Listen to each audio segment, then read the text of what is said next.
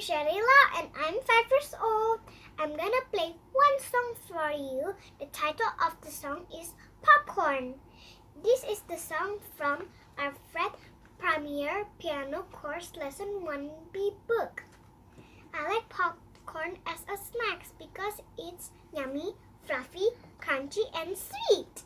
Sometimes it's salty, but I like the caramel flavor. Popcorn is made up from corn.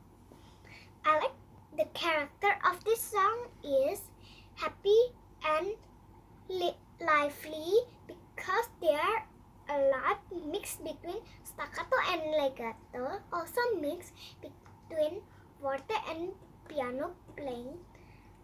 That's why I like this character.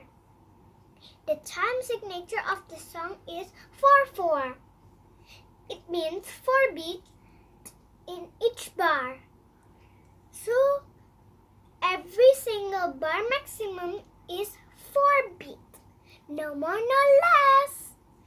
The key signature is C major because it has no sharp and flat, and also it ends on Do. The melody of the song is keep changing between right hand and left hand, but at the end of the song is not the melody, but the sound of the popcorn popping. Because it's going one octave higher, which is